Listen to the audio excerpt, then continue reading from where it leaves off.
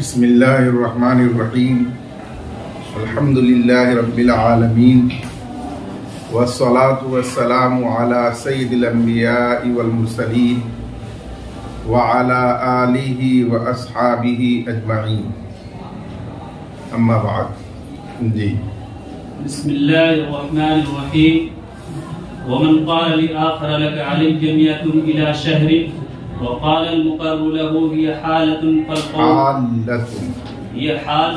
फ़ल-क़ौलु क़ौलुल मुद्दई वमन क़ाल ज़मिनतु लक अन फ़ुलानिन मियतन इला शहरिन वक़ाल अल-मुक़र्रु लहू हिय हालतुन फ़ल-क़ौलु क़ौलुज़्ज़ामिन ववजहुल फ़र्क़ि अन्नल मुक़िर्र अक़र्र बिद्दैनि सुम्मा इद्दअ हक़्क़न लिनफ़्सिहि वहुव ताख़ीरुल मुतालबति इला अजलिन वफ़िल कफ़ालति मा अक़र्र बिद्दैनि लिअन्नहु ला दैन अलैहि फ़िस्सहीह इन्नमा अक़र्र बिमुजर्रदिल मुतालबति बअद अश-शहरि वलिअन्नल अजल फ़िद्दुयूनि आरिज़ुन हत्ता ला यस्बुत इल्ला बिशर्तिन फ़कानल क़ौलु क़ौल मन अनकरा अश-शर्त कमा फ़िल ख़ियारि अम्मल अजलु फ़िल कफ़ालति फ़नौउन मिनहा हत्ता यस्बुत मिन गैरि शर्तिन बिअन कान मुअज्जलन अलल असील वश्शाफ़िई रहिमहुल्लाह अलहक़ अथ-थानिय बिल अव्वल व अबू यूसुफ रहिमहुल्लाह फ़ीमा युरवा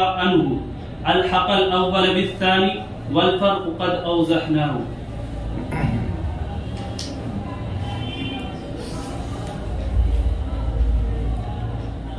इस इबारत में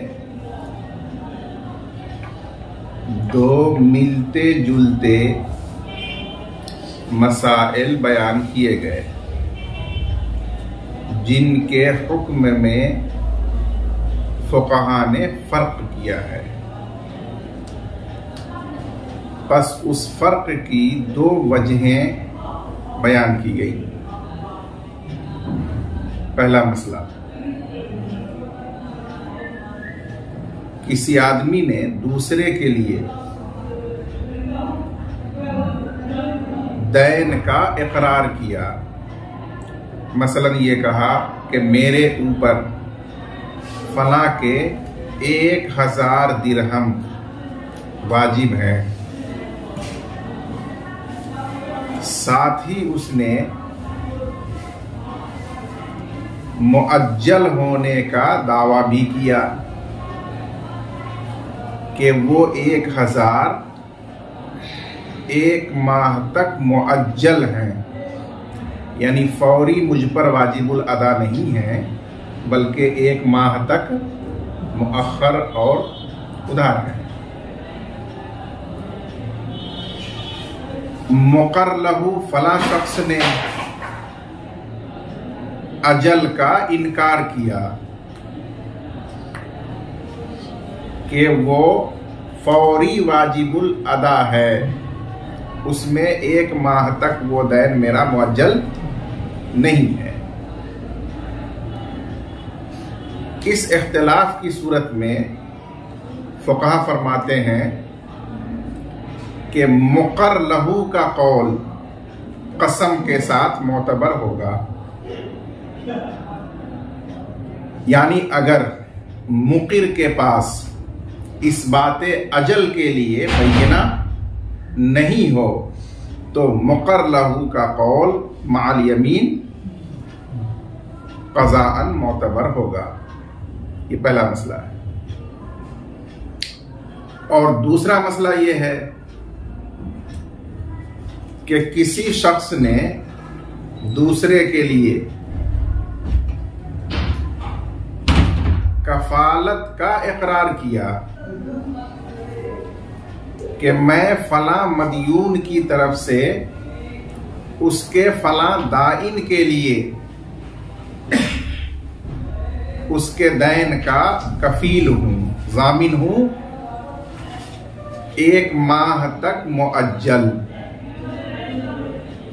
यानी मुअज्जल कफालत का उसने इकरार किया।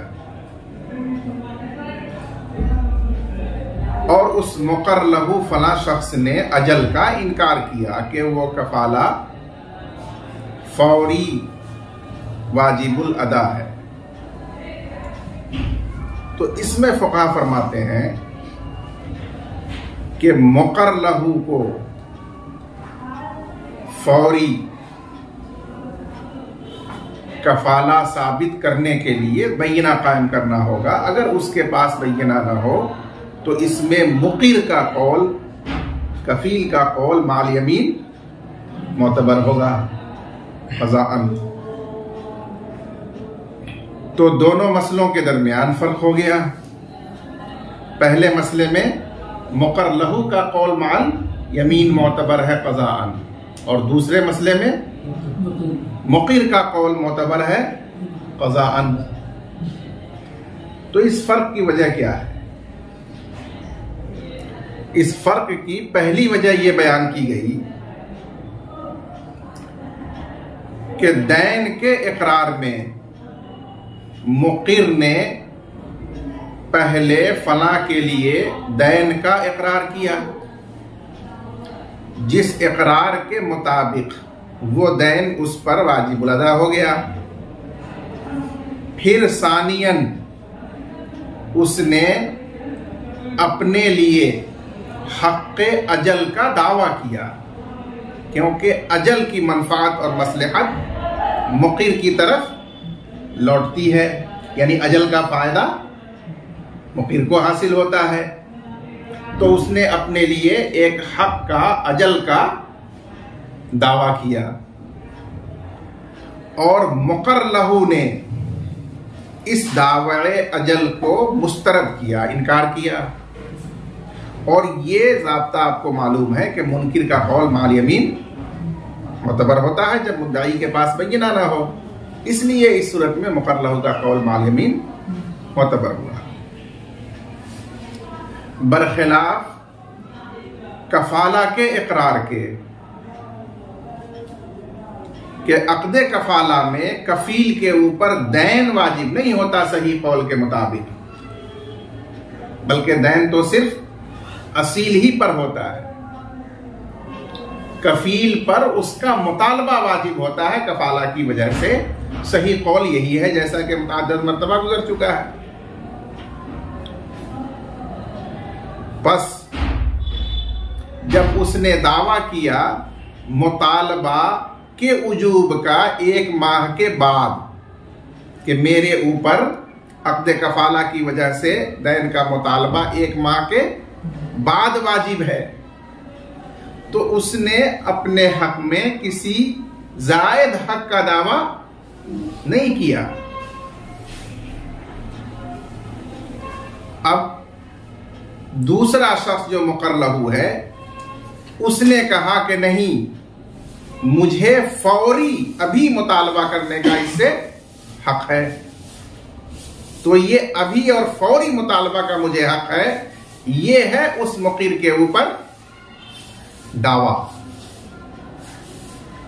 तो चाहिए कि मुक़र लहू उसको बैना से साबित करे, वरना मुक़िर के इकरार के मुताबिक मुतालबा उस पर कफाला से वाजिब होगा, और वो कफाला मुअज्जल इला, मुतालबा मुअज्जल इला शहरी है।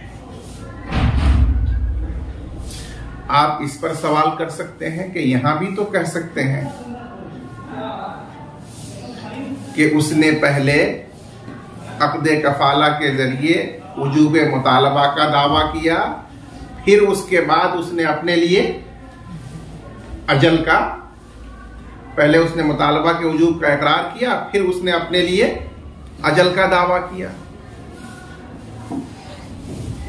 तो उसका जवाब ये दिया जाएगा कि अजल दैन के साथ जब जमा होगा तो असल दैन है, और अजल उससे अमरे जायद है। इसीलिए अगर सिर्फ दैन का मुतलक इकरार किया जाए तो दैन नक़दी वाजिब होता है। तो वहां जब दैन के साथ अजल का दावा करता है तो वो अपने एक जायद हक का मुद्दई होता है, और जो उस अजल का मुनकिर है वो उस दावा का मुनकिर करार पाता है।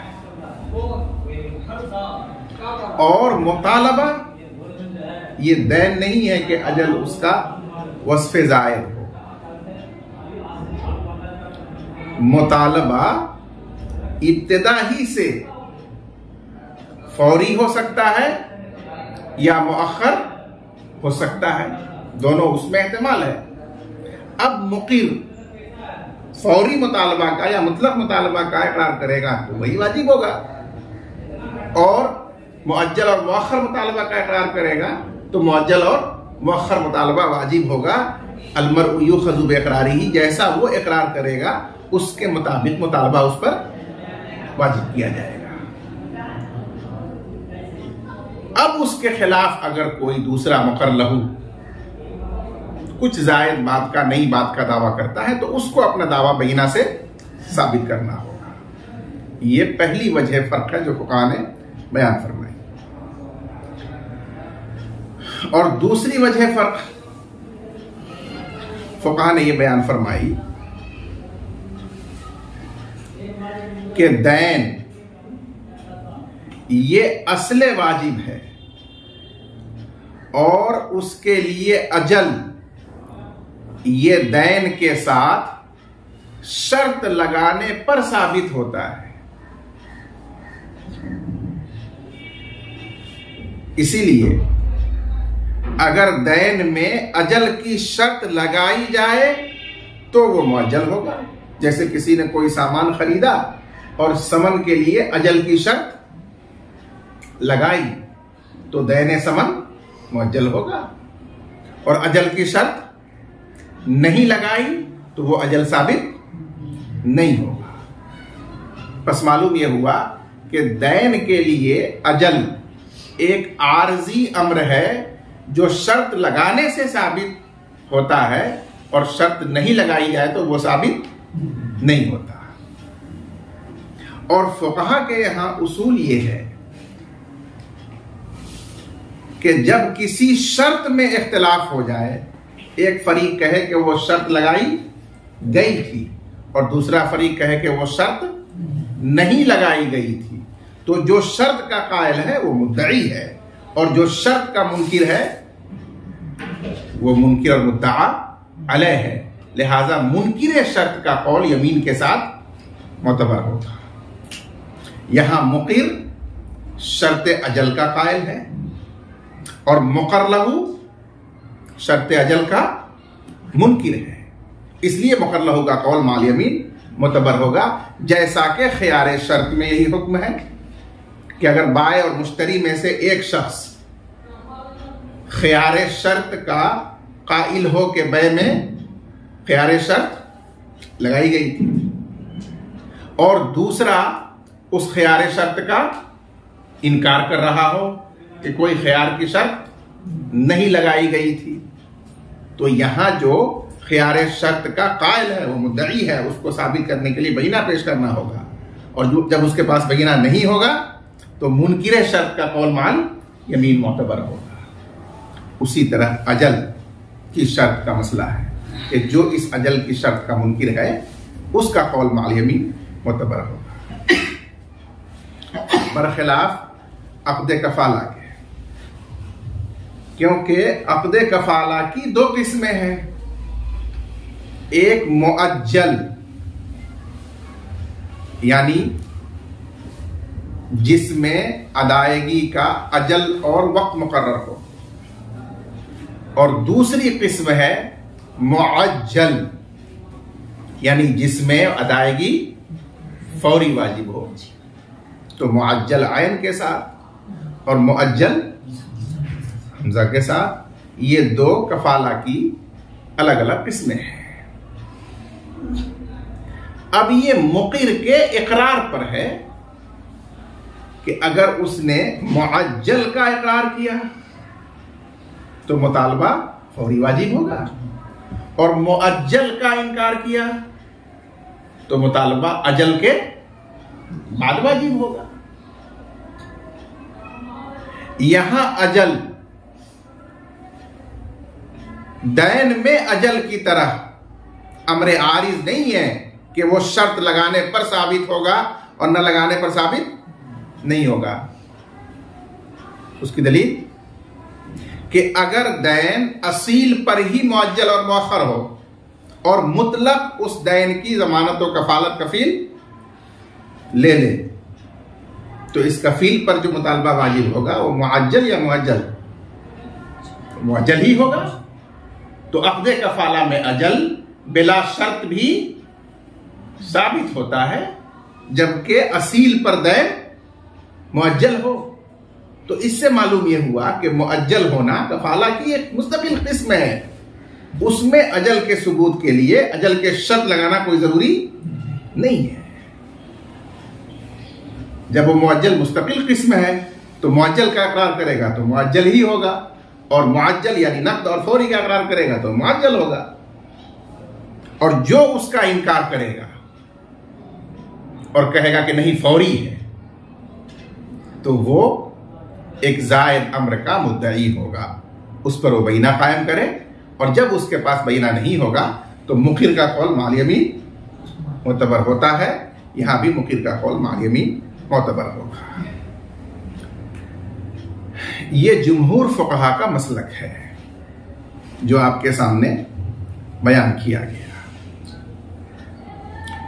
इस मसले में हमारे अहनाफ में से हजरत इमाम अबू यूसुफ रहमतुल्लाह अलैह ने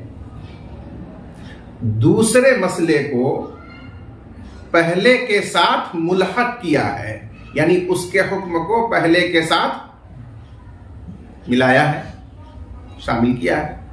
और पहले का हुक्म क्या है कि मुक़र्र लहू का कौल माल यमीन मोतबर होगा।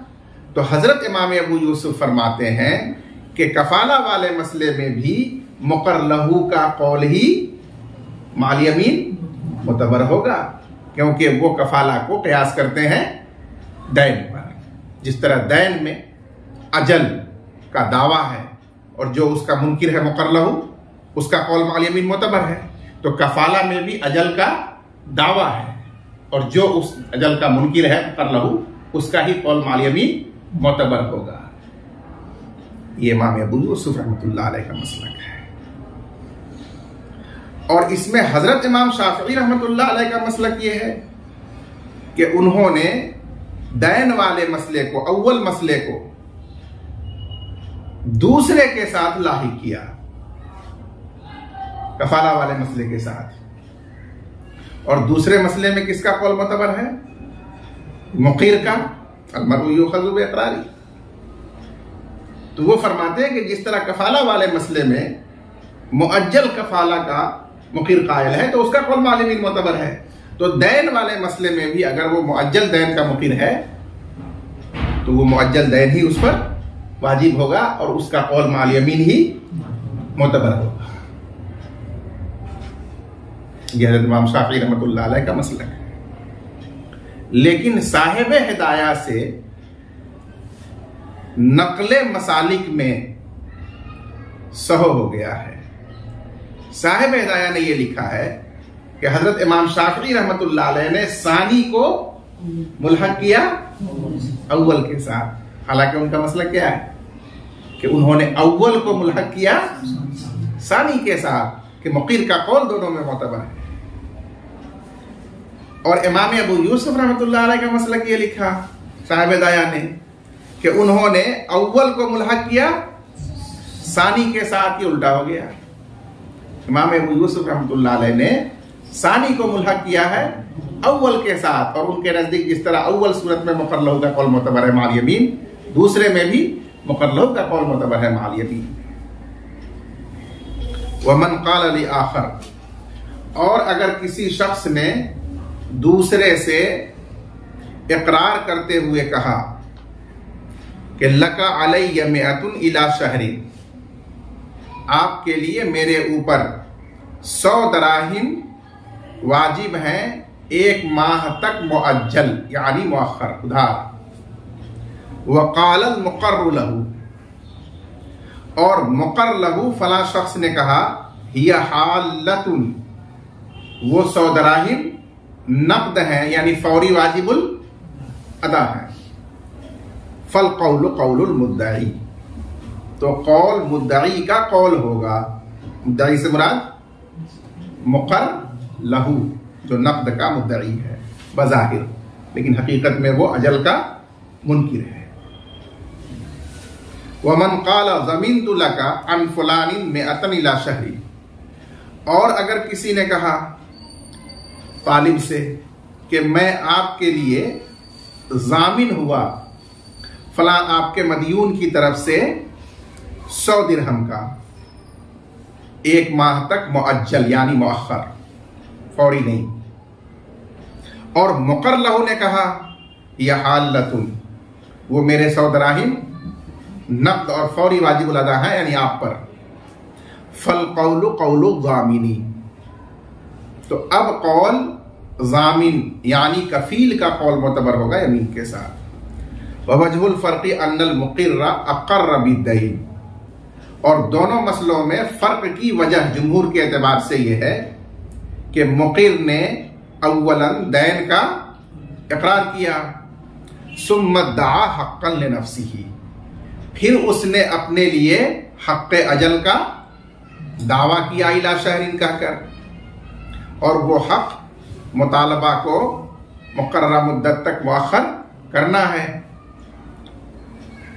तो ये हो गया मुद्दई, और मुकर लहू ने उसके इस दावा का इनकार किया तो हो गया मुनकिर, और मुनकिर का कौल माल यमीन मुतबर होता है। वह फिल कफालती मा अक़र्र बिद्दैन, और कफाला में कफील ने दैन का इकरार नहीं किया, लिअन्नहु ला दैन अलैहि फी सही, इसलिए कि कफील पर दैन वाजिब नहीं होता सही कौल में, उस पर तो सिर्फ मुतालबा वाजिब होता है। इन्नमा अक़र्र बिमुजर्रदिल मुतालबति बाद अश-शहर, उसने तो सिर्फ 1 माह के बाद मुतालबा का इकरार किया, यानी वजूब मुतालबा का इकरार किया, तो जैसा उसने इकरार किया है उसके मुताबिक उसको माखूज किया जाएगा। अब अगर दूसरा कहता है मुकर लहू के नक़द और फौरी है तो उसको बैना से साबित करना होगा, वरना कौल इस्लामीन और कफील का माल यमीन मुतबर होगा। वले अन्नल अजला, दूसरी वजह फर्क की, और इसलिए कि अजल दुयून में अमरे आरिज है, यानी खारजी चीज है जो बाद में उस पर तारी होती है। हत्ता ला यसबुत इल्ला बिशर्ती, यहां तक कि वो अजल दुयून में साबित नहीं होता मगर शर्त करने से। अब कायदा यह है कि शर्त का जो मुनकिर हो उसका कौल माल यमीन मुतबर होता है। फकान कौलु कौल मन अनकर शर्त, तो कौल उस शख्स का मुतबर होगा जो शर्त का मुनकिर हो। यहां पहले दैन वाले मसले में मुकर लहू शर्त का मुनकिर है तो उसका कौल माल यमीन मुतबर होगा। कमा फिल खियार कैफी शर्तिल खियार, जैसा कि खियार की शर्त में यही मसला है कि जो शर्त खियार का मुनकिर फरीक है उसका कौल माल यमीन मुतबर होता है। अम्मल अजल फिल कफाला फनौ मिनहा, लेकिन अजल कफाला में वो आरिज नहीं बल्कि उसकी एक किस्म है मुस्तकिल, यहां तक कि वो अजल कफाला में साबित हो जाता है बगैर शर्त के। ये दलील है कि वो उसकी मुस्तकिल एक किस्म है। बगैर शर्त के कैसे साबित होता है? बेअनकाना मुअज्जलन अलल असील, बही तौर के दैन असील पर ही मुअज्जल और उधार हो, मुअख्खर हो, तो उसका कोई कफील मुतलक भी बनेगा तो उस पर भी वो मुतालबा मुअज्जल ही होगा। तो बिला शर्त के भी अजल साबित कफाला में होता है। ये दलील है इस बात की कि अजल उसमें एक किस्म है, अमरे आरिस नहीं है। जब एक किस्म है तो जैसा कफील इकरार करेगा उसी के मुताबिक वो माखूज होगा और उसका कौल इकरार में मुतबर होगा। अगर उसके खिलाफ मुकर लहू कहेगा तो उसको अपने बयीना से उसे साबित करना होगा। इसलिए हमने इसमें कहा कि कौल मुकीर का मुतबर होगा यमीन के साथ। वह शाफिई अलहक़ अस्सानिय बिल अव्वल, और हजरत इमाम शाफी रहमतुल्लाह अलैह ने वजह दूसरे मसले को, कफाला वाले दूसरे मसले को पहले मसले के साथ, दैन वाले मसले के साथ लाहिक फरमाया। हालांकि हजरत इमाम शाफी रहमतुल्लाह अलैह ने अव्वल को सानी के साथ लाहिक किया है, और इमाम अबू यूसुफ रहमतुल्लाह अलैह ने उस कौल में जो उनसे मरवी है अव्वल को लाहिक किया है सानी के साथ, हालांकि उन्होंने सानी को लाहिक किया है अव्वल के साथ।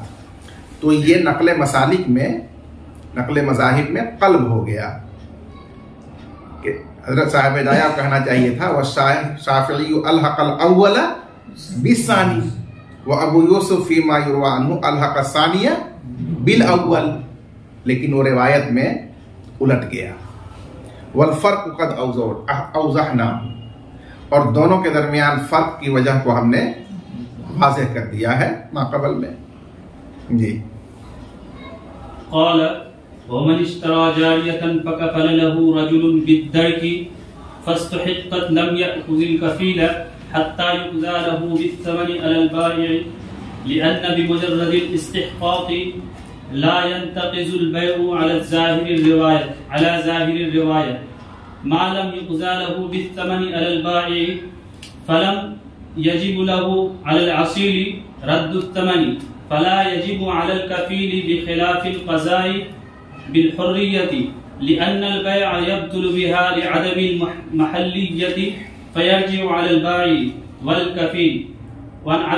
वअन अबी यूसुफ रहिमहुल्लाह अन्नहु यब्तुलुल बैउ बिल इस्तिहक़ाक़ फ़अला क़ियासी क़ौलुहु यरजिउ बिमुजर्रदिल इस्तिहक़ाक़ व मौज़िउहु मुब्तदा व मौज़िउहु अवाइलु ज़ियादाति फ़ी तरतीबिल अस्ली।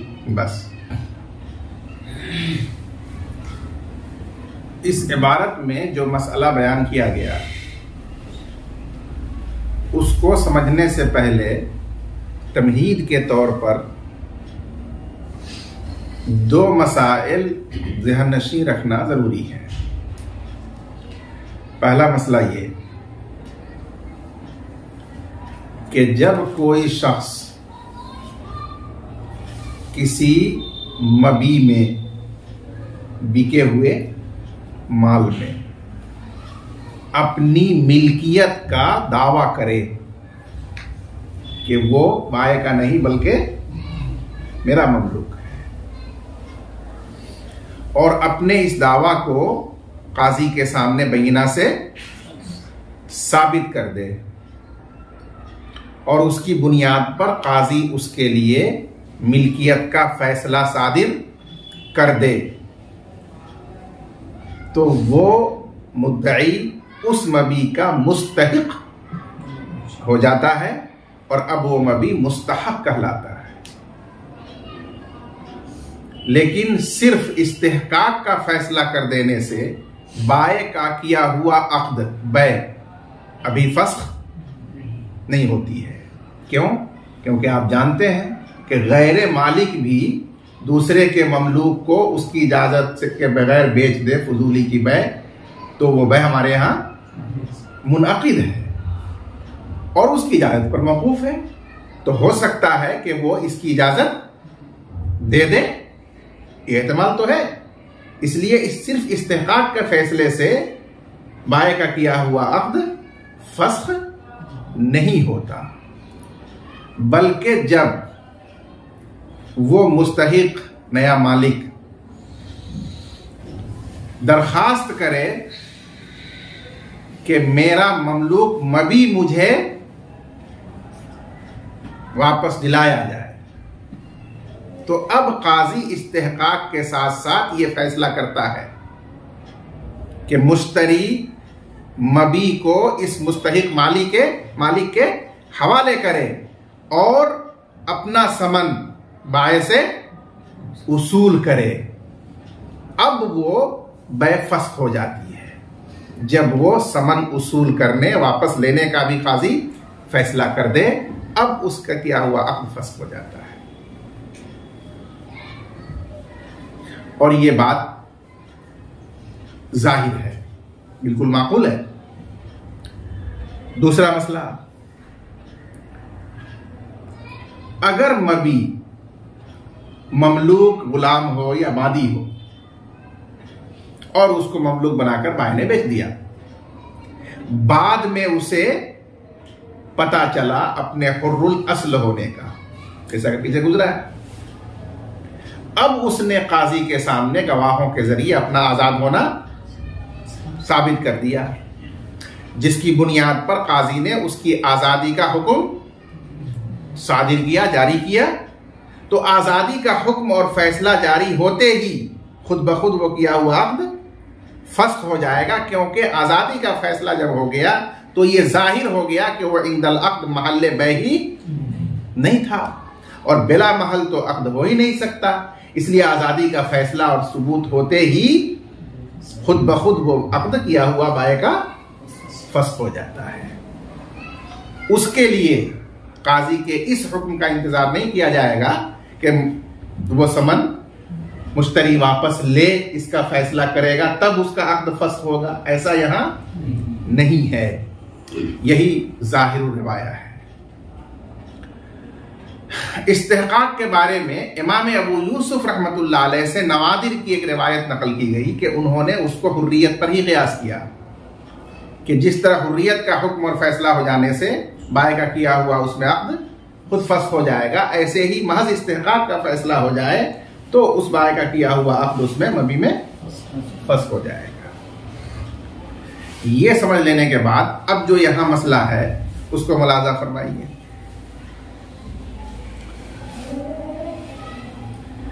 फरियाद ने एक बांदी खरीदी साकिब से, लेकिन फरियाद उस बांदी को खरीदने में पशो पेश कर रहा था, मुतमईन नहीं था कि साकिब के पास ये बांदी कैसे हो सकती है, समझ से बाहर। तो वहां फरमूद साकिब की तरफ से जामीन बना कि फरियाद भाई आप खरीदिए, अगर ये बांदी मुस्तहक हुई तो मैं आपके समन का बाय की तरफ से जिम्मा लेता हूं। इसे कहते हैं जमाने दर्क, बार बार आ चुका है। तो खैर इस पर वो खरीद लिया। फरियाद को जो अंदेशा और खतरा था वो सच साबित हुआ। नसरुल्लाह ने उसमें अपनी मिल्कियत का दावा करके बय्यिना से साबित किया और उसके इस्तेहकाक का काजी ने फैसला कर दिया।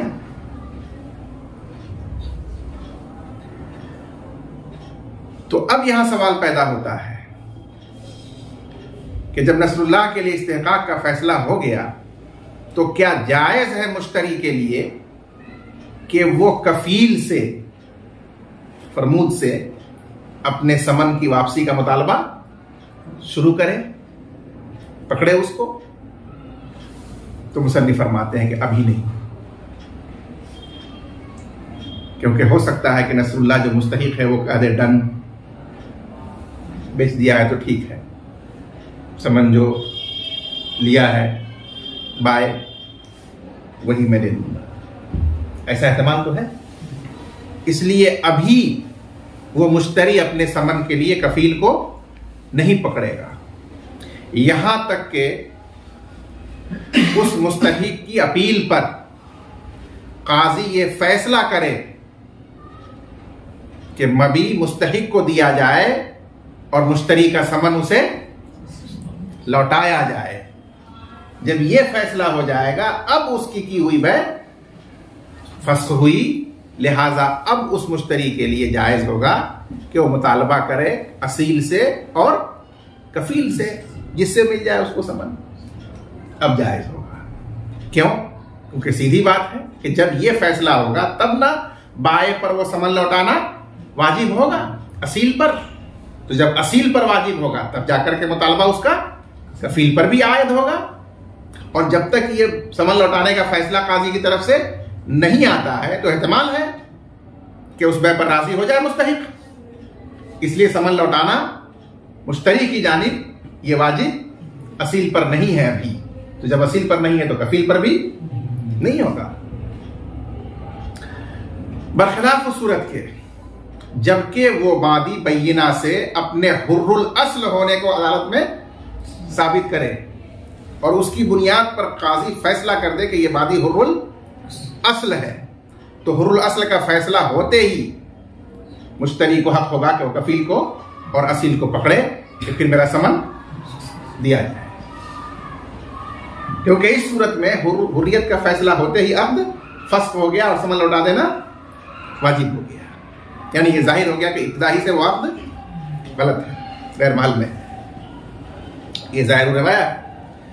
और हजरत इमाम अबू यूसुफ रहमतुल्लाह अलैह से रिवायत ये है कि हुर्रियत के फैसले की तरह इस्तिहकाक में भी सिर्फ इस्तिहकाक का फैसला हो जाने के बाद ही जायज है मुश्तरी के लिए कि वो कफील और असील से मुतालबा समन का शुरू कर दे, क्योंकि उनकी रिवायत के मुताबिक हुर्रियत ही की तरह इस्तिहकाक का फैसला होते ही वो किया हुआ अक़्द बाय का फस्ख हो जाता है और समन लौटाना उस पर वाजिब हो जाता है। क़ाल इमाम मोहम्मद रहमतुल्लाह अलैह ने फरमाया, व मन इश्तरा जारियतन, अगर किसी ने वादी को खरीदा, जैसे हमारी मिसाल में किसने खरीदा? फरियाद ने। फकफल लहू रजुलुन बिद्दर्क, बस उस मुश्तरी के लिए एक आदमी दर्क का जामिन हुआ, यानी इंदल इस्तिहकाक उसके समन का जामिन हुआ। जैसे कौन जामिन हुआ? फरमू। फस्तुहिक़्क़त, बस वो वादी मुस्तहक हो गई, यानी साबित हो गई कि वो बाय की नहीं नसरुल्लाह की है। लम याखुजिल कफीला, तो मुश्तरी कफील को नहीं पकड़ेगा, ये तर्जमा है। नहीं पकड़ेगा का मतलब यानी उससे मुतालबा नहीं करेगा अभी। हत्ता युक़ज़ा लहू बिस्समन अलल बाय, यहां तक के उस मुश्तरी के लिए समन की उसूली का फैसला, समन लेने का फैसला कर दिया जाए बाय पर, कि आप अपना समन बाय से ले लीजिए। जब यह फैसला हो जाएगा तब अक़्द फस्ख होगा और समन देना उस पर वाजिब हो जाएगा, तब असील कफील पर भी हो जाएगा। अब कफील को भी पकड़ सकता है, असील को भी पकड़ सकता है।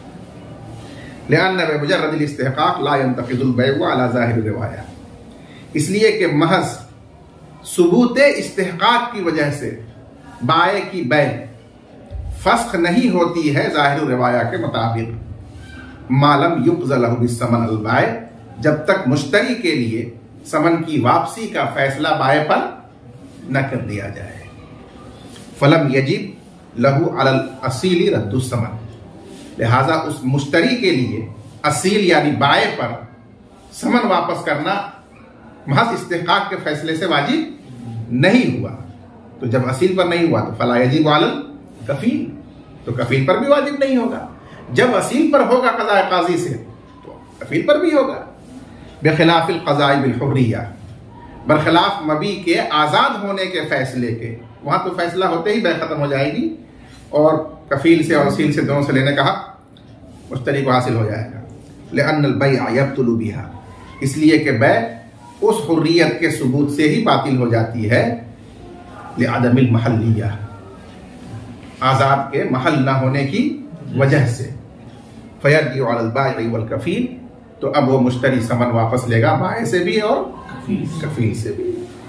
वअन अबी यूसुफ रहिमहुल्लाह अन्नहु यब्तुलुल बैउ बिल इस्तिहकाक, और इमाम अबू यूसुफ रहमतुल्लाह अलैह से एक रिवायत यह है कि बै फस्ख हो जाती है इस्तिहकाक की वजह से, यानी महज इस्तिहकाक का फैसला कर देने की वजह से।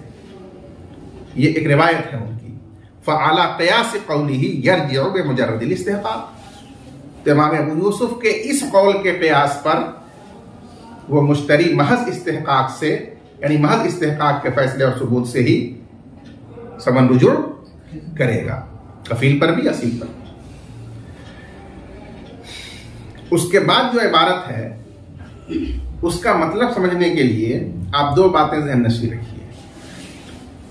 पहली बात यह ध्यान नशी रखिए कि ज़ाहिर रिवाया की जो 6 किताबें हैं इमाम मोहम्मद की लिखी हुई, उनमें एक किताब का नाम है ज़ियादात। जब इमाम अबू यूसुफ रहमतुल्लाह अलैह ने ज़ियादात का इमला यानी लिखाना शुरू कराया तो उसको हजरत ने किताबुल माजून से शुरू कराया।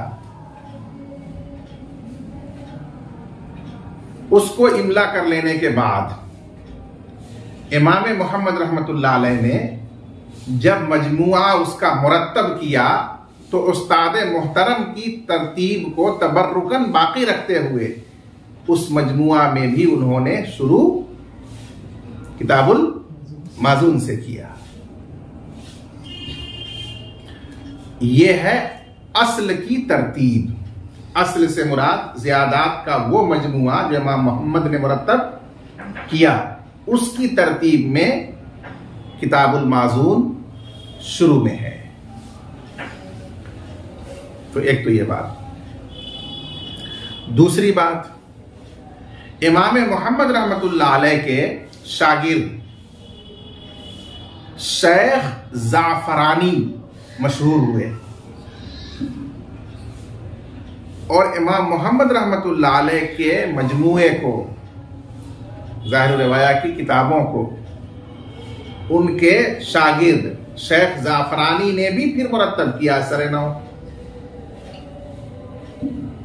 तो शेख जाफरानी ने अपने उस्ताद इमाम मोहम्मद के मजमूए को जब मुरत्तब किया तो ज़ियादात की तरतीब दीगर कुतुबे फ़िक़्ह की तरह कर दी और उसमें किताबुल माजून मुअख्खर हो गई। अब जो लोगों के सामने नुस्खा है, मजमुआ है ज़ियादात का, वो शेख जाफरानी का मुरत्तब करता है जिसमें किताबुल माजून मुअख्खर है। तो साहिब हिदाया हवाला दे रहे हैं कि ये जो मसला गुजरा है मतन में, इस्तिहकाक की सूरत वाला, इसकी जगह ज़ियादात का शुरू हिस्सा है।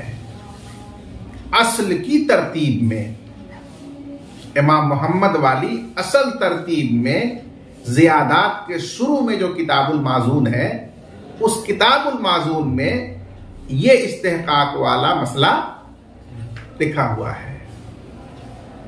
वहां इसको देखा जा सकता है। ये मतलब है वह मौज़िउहु अवाइलु ज़ियादात फी तरतीबिल अस्ल। और इस मसले मज़कूर की जगह ज़ियादात का शुरू वाला हिस्सा है फी तरतीबिल अस्ल, असल मजमुआ, असल नुस्खे की तरतीब में। जी। वमन इश्तरा अब्दन फज़मीन लहू रजुलुन बिल-उहदति फज़्ज़मान बातिलुन लिअन्न हाज़िहि लफ्ज़त मुश्तबहतुन क़द तक़अ अला सक्किल क़दीमी व हुवा मिल्कुल बाई फला यसिह्हु ज़मानुहु व क़द तक़अ अला अल-अक़्दि वअला हुकूकिही वअला अद-दरकी वअला अल-ख़ियारी वलिकुल्लि ज़ालिका वजहुन फ़तअज़्ज़रु अल-अमलु बिहा बिख़िलाफ़ि अद-दरकी लिअन्नहु इस्तुअमिला फ़ी ज़मानि अल-इस्तिहक़ाक़ उर्फ़न। इस इबारत में जो मसला बयान किया गया उसको समझने से पहले एक अरबी लफ्ज को समझ लेना जरूरी है। वो अरबी लफ्ज है ओहदा। अक़्द में यानी मामलात में जब ओहदा बोला जाए तो उसके मुतअद्दिद मानी मुराद लिए जा सकते हैं। नंबर एक, बै का ओहदा यानी बैनामा, बै का दस्तावेज, ये भी उसका एक माना है। बै का ओहदा यानी बै का मुआमला, बै का अक़्द। तो ओहदा के एक माने अक़्द और मुआमला भी है। बै का ओहदा यानी बै के हुकूक, जो बै की वजह से वाजिब और आयद होते हैं, वो भी बै का ओहदा कहलाता है। बै का ओहदा यानी उसका ज़माने दर्क, ज़माने इस्तिहक़ाक़, कि अगर बै में मबी मुस्तहक़ हुई तो समन का ज़मान, ये भी एक ओहदा के माना है। बै का ओहदा यानी बै का ख्यार जो उसमें मशरूत है उसको भी ओहदतुल बै कहा जाता है। ये 5 मानी का इस्तेमाल है इस लफ्ज में। बस ये लफ्ज मुतअद्दद मानी में मुश्तरक है। अब यहां जो मसला है वो ये है कि मसलन मसीहुल्लाह ने कोई सामान खरीदा फैजुल मदीन से, लेकिन उसे उसमें इत्मीनान नहीं था, तो इसलिए अब्दुल वाहिद मुश्तरी के लिए उस बै के ओहदा का जामिन हो गया कि आप खरीदिए, मैं इस अक्द के, इस बै के ओहदा का जिम्मा लेता हूं, जामिन।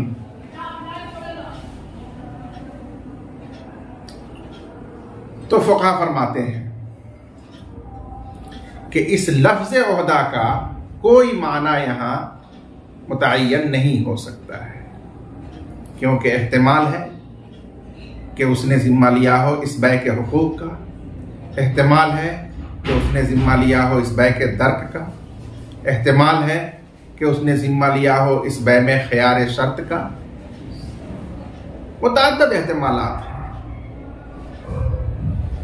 और लफ्ज़ मुश्तरक का जब तक कोई एक माना मुतअय्यन और राजिह ना हो उस वक्त तक उस पर अमल नहीं किया जा सकता।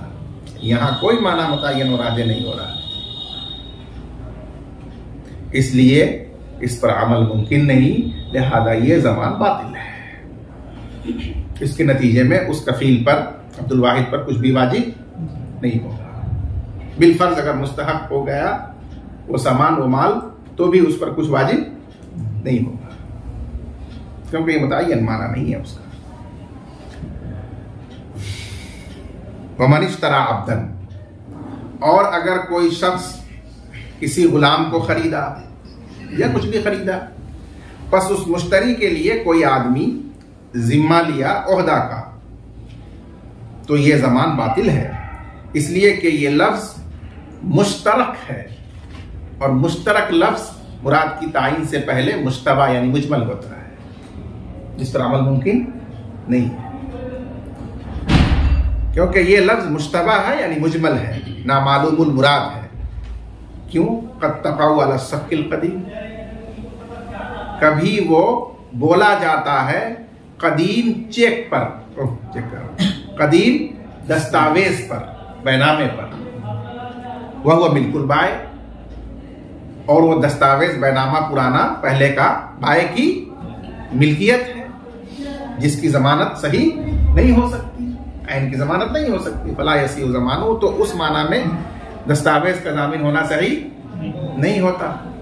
वक़द तक़अ अल अक़्द, और कभी वो बोला जाता है अक़्द पर, कभी वो बोला जाता है अक़्द के हुकूक पर, कभी वो बोला जाता है ज़माने दर्क पर, कभी बोला जाता है ख़ियार शर्त पर। बोले कुल्ल ज़ालिका वजहुन, और हर माना की तौजीह मौजूद है, यानी एहतमाल मौजूद है।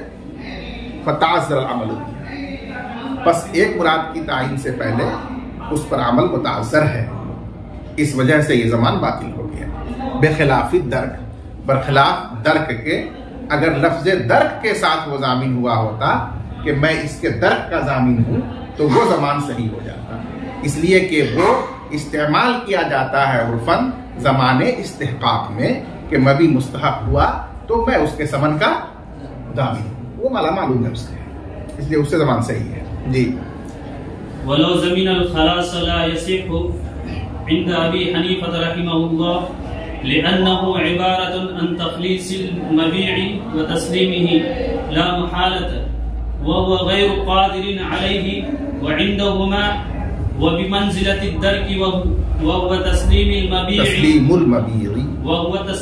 मबीई औ कीमतिही फयसिहु। अगर मुश्तरी को मुतमईन करने के लिए कोई शख्स बाय की तरफ से मबी की खलासी का जामिन हुआ कि आप इसे बेधड़क खरीदिए मैं इस मबी की खलासी का, छुड़ाने का जामिन हूं। मतलब कि अगर मबी में कुछ हुआ गड़बड़ तो मैं जामिन हूं उसकी खलासी का, उसको छुड़ाकर आपके हवाले करने का। तो हजरत इमाम अबू हनीफा रहमतुल्लाह अलैह के नजदीक लफ्ज़े खलास से जामिन बनना मबी का बातिल है, लिहाजा उस कफील पर कुछ भी वाजिब नहीं होगा। इसकी वजह से हजरत फरमाते हैं कि जिस तरह बै के लिए जरूरी है कि मबी मकदूर तस्लीम हो, उसी तरह कफाला सही होने के लिए जरूरी है कि मकफूल भी मकदूर तस्लीम हो। और यहां मबी जाहिर है कि वो बाए की मिल्कियत है, या जो भी उसका मालिक होगा उसकी मिल्कियत है। उसे छोड़ाकर और इस मुश्तरी के हवाले करने पर कफील कादिर नहीं है, इसलिए यहां मकफूल बिही उसके लिए गैर मकदूर तस्लीम हुआ। बस ये अब्द कफाला जायज नहीं होगा, बातिल होगा। और साहबैन फरमाते हैं कि ये अब्द कफाला सही है और कफील को वाजिब होगा कि वो मबी अगर फराहम कर सकता है, ले सकता है, तो वो लेकर के मुश्तरी को ला दे, हवाले करे। और अगर किसी वजह से उससे आजिज है और नहीं ले सकता, नहीं छुड़ा सकता, तो जो उसकी कीमत है वो कीमत अदा करे, क्योंकि आयान के बारे में उसूल यही है कि जब ऐने वाजिब पर कादिर नहीं होगा तो जो उसका बदल है, मिसल है, यानी कीमत, उसके जरिए से ज़मानत अदा हो। इसलिए वो मकदूर तस्लीम है, लिहाजा उसका ज़मीन बनना सही। वलौ ज़मीन अल खलासा, और अगर कोई शख्स बैओ शरा में मबी की खलासी का जामिन हुआ तो वो सही नहीं होगा इमाम अबू हनीफा रहमतुल्लाह अलैह के नज़दीक, लिअन्नहु इबारतुन अन तखलीसिल मबीई व तस्लीमी ला महाला, क्योंकि खलास नाम है मबी को छोड़ा कर कतई तौर पर, यकीनी तौर पर मुश्तरी के हवाले कर देने का, दरा हाले के वो कफील इस बात पर कादिर नहीं है। और साहबैन के नज़दीक ये ज़माने खलास ज़माने दर्क के दर्जे में है। इस तरह वो सही है, उस तरह ये भी सही है। और वो ज़माने खलास क्या होगा, और वो मबी को या उसकी कीमत को हवाले करना है और उस पर वो कादिर है, फैसिक हो, लिहाजा ये सही हो। अल्लाह